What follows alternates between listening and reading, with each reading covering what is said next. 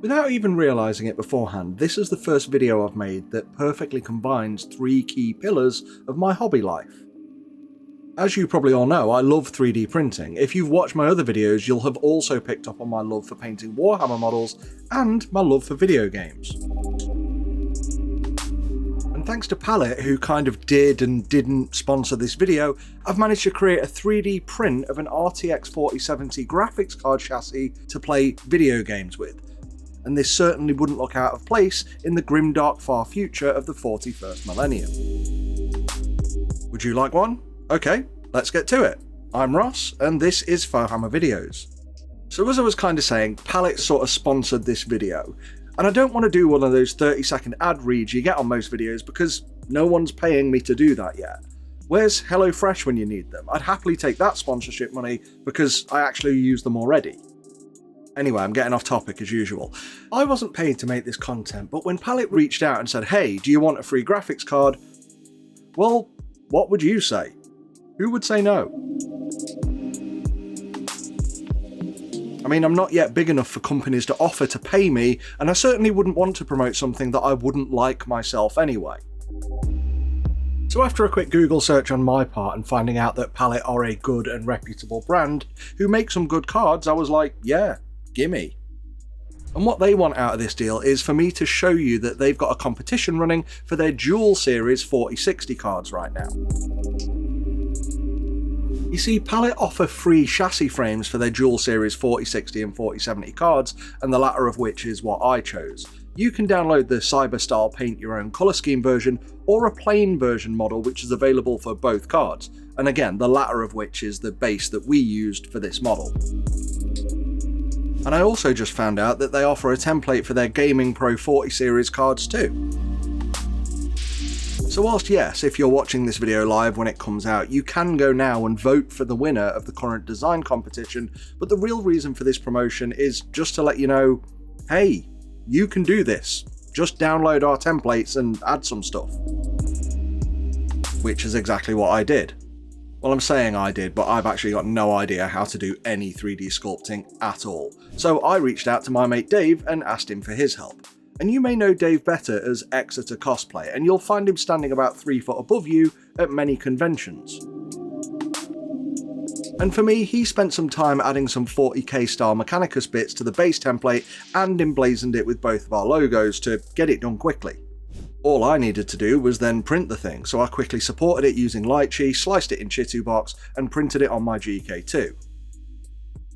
And I hope by now this printer needs no introduction. It's the best all-round printer on the market, so say we all. So say we all! For more info on this, check out my review of it, or to be honest, anyone's review for that matter. And while these parts are printing, let me talk about another cool sponsored thing. So whilst I was setting this up, I also got contacted by N-Sabers, who asked me to do a video on their lightsabers. And I was like, no, this is a 3D printing and hobby channel. But send me some and I'll show them off. I just figured you guys would get a kick out of seeing what these are like, and, well, I kind of use them in an odd way. But here they are. They're incredibly realistic looking, really heavy, and by far some of the best quality lightsabers I've ever had the pleasure to touch.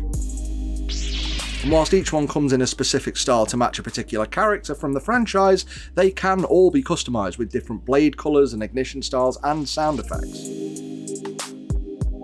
The controls are all neatly disguised within the style of the handle themselves.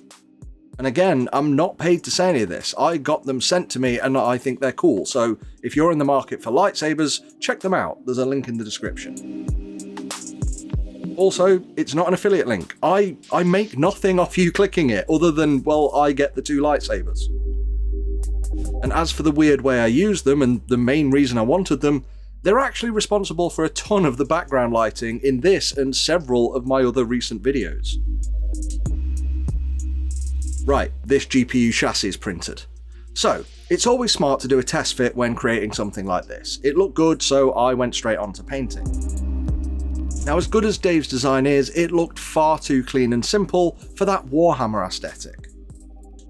So, time to beat it up. Using some quick drying basing glue and small grain Martian style sand from Geek Gaming Scenics, I added some weathering to many of the edges. I warmed up my rattle cans, and this is just a good tip to do because it lets the paint agitate easier and it helps in winter. Just give it a shake and then prime the frames. Now, it was after priming that I added some Agrellan Earth crackle paint from Citadel, and yes, I could have done this before priming, but it would have easily flaked off the resin. Another primer coat over the top of that and leave that to dry before painting. For that initial metal layer, I just mixed up some of Citadel's Abaddon Black and Iron Warriors paint and then stippled it in an inconsistent base coat across the whole frame. And this was super easy thanks to Artis Opus's brand new extra large dry brush, which was a release on Black Friday as part of their new D+ range. I haphazardly picked out the edges using Vallejo's Model Air Silver, and I could have spent more time on this, but the goal was just a distressed, worn, beaten metal. If you want to dry brush much better than I've shown here, then check out my dry brushing beginners video, or come to pretty much any wargaming convention in the next year where I'll be working directly with Artis Opus to demonstrate these techniques live and in person. And now for the ultimate step, which is total hobby cheating, and that's applying Dirty Down Rust. This stuff is magic, and once again I've got a dedicated video on this product. There's several ways to use it, like carefully applying it to specific spots and then feathering out the edges, but honestly for this large object I just covered the whole thing in Dirty Down Rust effect, wet a tissue and wiped it off the raised and flat areas. Once applied, you can just watch this stuff work as it slowly turns from brown goop into a realistic rust effect in any miniature or model. Though I do need to stress, you need to mix it like crazy before you start, and ideally make sure the object you're applying it to is warm. But that's it, it does it all itself. But that was genuinely it. Just print it out, a couple of sprays, 2 coats of paint and a weathering effect. And I've got myself a GPU that perfectly matches the grimdark aesthetic I was going for. And I wanted to show you me installing it in my PC, but I've already got a water-cooled 3080 and the effort to disconnect that is just not worth the upgrade. So I gifted it to my mate. This is John. If you need his credentials, see his t-shirt for more info. And John's been rocking a still fairly decent 2070 for the last few years, but it's time to make way for the new and pass this one down to his daughter. And he had no idea that this was going to be a custom built part that I'd made for him, and he was over the moon to find such an original design on a new graphics card. And though it doesn't match the rest of his setup, part of me is kind of glad that we completely ruined the clean aesthetic of his computer and injected some grimdark into his life. You can probably already tell by his setup that he's more of an Eldar player anyway, can't you? That's not even a joke, he is. But honestly though, if he'd complained I'd just take the card away from him, and as I said in the intro, who's going to turn down a free 4070? Installation was a breeze, one card out, another card in, boot up the PC and play some games. And look, I'm not here to do a review of the card's performance, it's a solid 4070, and now he gets all the frames he needs from this disgusting grimy old piece of hardware, which is actually a hell of a graphical beast.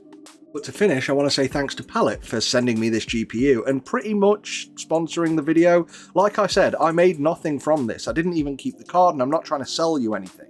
All I get is views and hopefully some likes and subscribers. Yeah, I get a bit of ad revenue, but trust me, it's really not a lot, maybe 20 quid. I'm not excusing myself or apologising, I'm just saying the point is this video was just fun for me to do.